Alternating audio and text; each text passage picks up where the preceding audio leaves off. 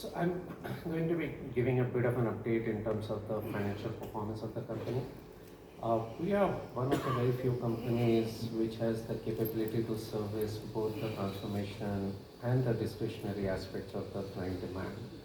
We have consistently delivered growth which is much faster than the industry growth. And the good news is that our growth rate is accelerating. So if you look into a 9-month period, our growth rate is 13% plus, which is much higher than what we did last year at 7.8%. On the right hand side, you can see the industries that we service. We actually service 6 different industries, and we are not over indexed to any one particular industry that we service.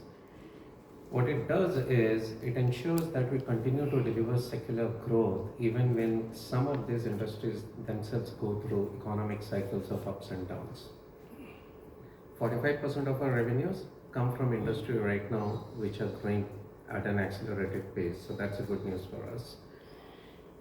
If you look into the 2-year CAGR, you will see that every single industry for us delivered double-digit CAGR from a revenue perspective.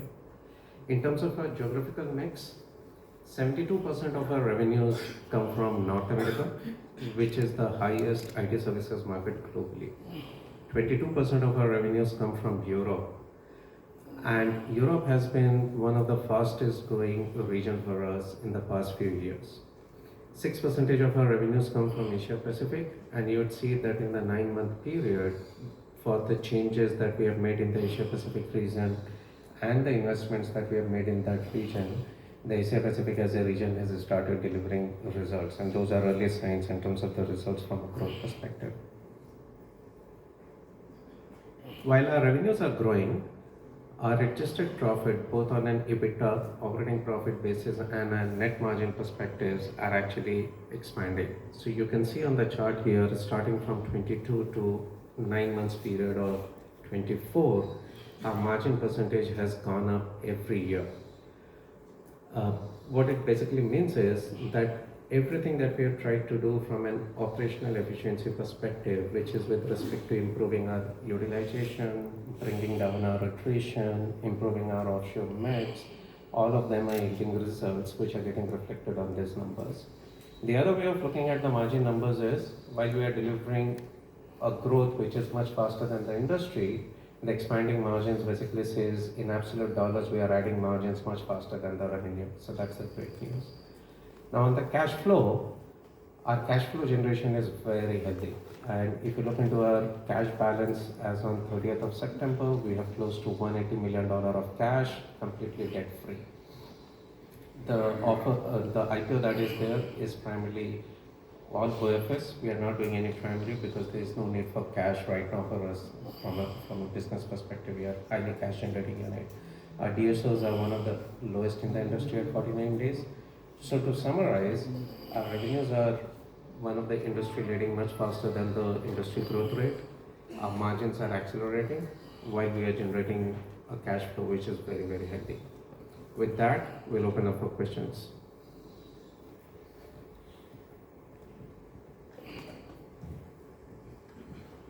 Thank you so much, sir, for giving us the glimpse of the company's journey and the business. Now, we'll open the floor for the queries. For those who have joined us virtually, the questions can be typed in the Q&A panel available to you, which will be read out to the management. So, first I would like to open the floor for the ladies and gentlemen who are sitting over here. You can simply raise your hands and mic would be there with you.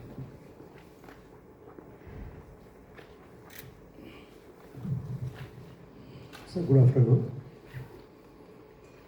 Basically the question about overall global spending in the different verticals, where you have shown the CAGR of say for banking 3.9, the healthcare 6, but if you see the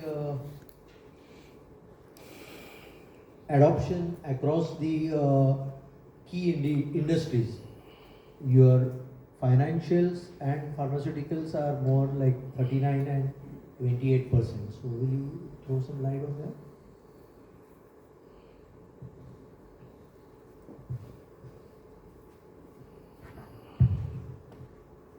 Sure. I'm not sure I understood all parts of the question fully, but I'll try and address. The I think what we're seeing, what we saw in the last 9 months is that financial services sector recovered the fastest from the prior period of slow growth in 93. You see that evidenced in the fact that it is amongst the fastest growing. It's really growing much faster than company average. I also think this is, of course, the 9-month period ending in September, post that elections. I think whatever outcome of the elections is a net positive for overall industry, but even more so for financial services. Lesser regulation, more M&A are two things that I think are specific additional positives for financial services. And actually that is also true for banking. The healthcare and insurance, there's a lot of the customers and sectors we worked with, a lot of work for COVID and vaccines, new drug discovery during COVID, post-COVID. I think it came off those highs, but it's now on a recovery path. It's still growing about company average, but it was growing faster, and I think there's an opportunity for that to happen in future. I don't know if that addressed your question fully. Yeah. Basically, it is about like where you invest, the recovery is more on that side. So that is what the question was. Yeah. I think yes, one is where we invest, and two is also some macros. But yeah, the smart investment will be aware of where macros are changing and invest accordingly.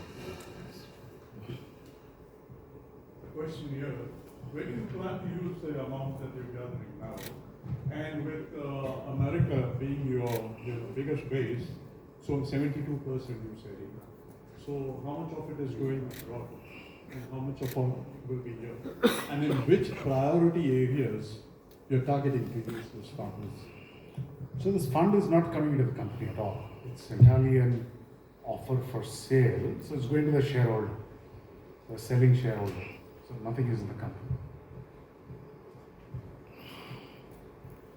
Before we move further, a gentle reminder to kindly identify your name and the organization you represent.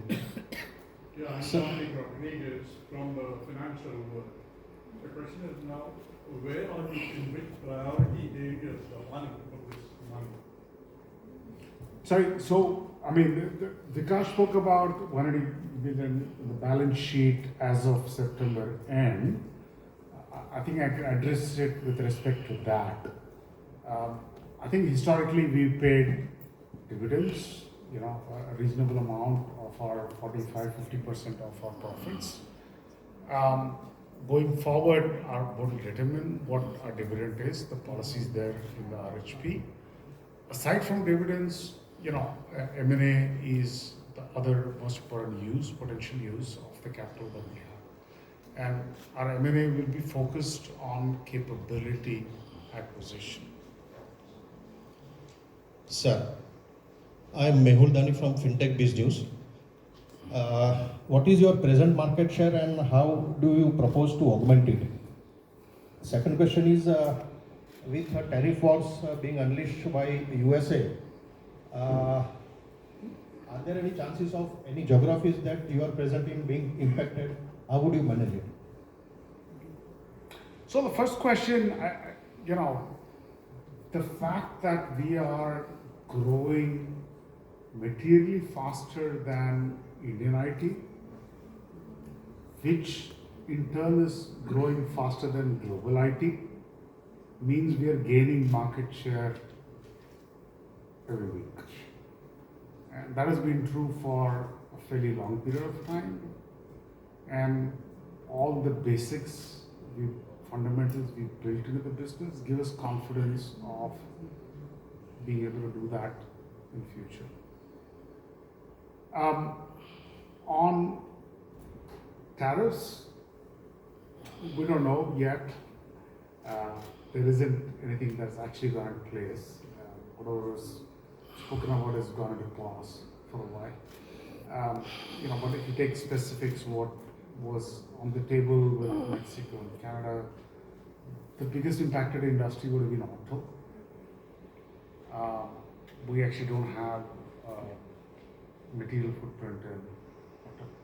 There also been some impact in alcohol. We don't have any exposure there. Some in oil. We don't have any exposure there. So we're doing okay.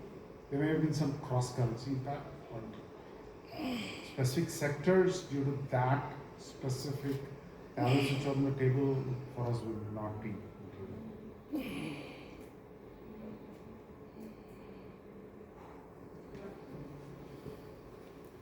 Gitanjali Keria from SP Tools and Investment Advisors. Hexaware, when it was earlier listed on the bourses till 2020, it had net margins of 14% to 16%. Now I see the margins have shrunk to 11%. What do you attribute this in the past 3-4 years to?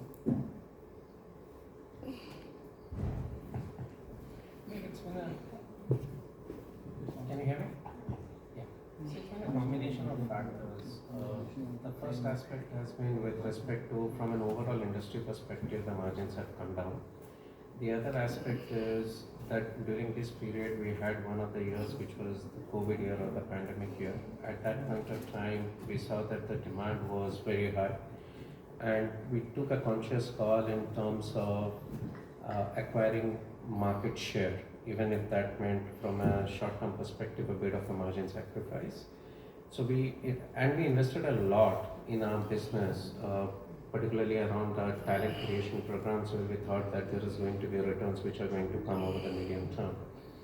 And we see those results. If you saw our margin profile, you'd see that over the last 3 years, our margins have actually been steadily improving on a year-on-year basis. And even for the last, in the current year, CY24 9 months basis, our margins have improved. And this is while our revenue growth is much faster than the industry. So it's primarily on account of market share gains, overall headwind from an industry perspective, specific investments that we made consciously, and all of those are now giving results which are reflected in terms of our expanding margin profiles. Can shareholders ever expect to see mid-teen margins, Hexaware returning to mid-teen margins in the older years, in 2019, CY19, CY14, CY15? I would not guide to a specific number where we are, but we would say that there are a lot of levers that we are working on which are on the upward trajectory and still have rooms to improve. So utilization has gone up from close to 79-80% to 82. Some other players in the industry operate at 84%. Our offshore mix have moved from 41 to 44. There are players who actually operate at 50 to 60% range. Our attrition rates are coming down, and then we are growing at a pretty fast pace, which actually provides us operating leverage on our SG&A expenses or investments. So all the aspects which are required, and growth itself is a big helper in terms of the margin expansion. So every ingredient which is required is there, and we are working on those, but I would not guide to a specific number per se.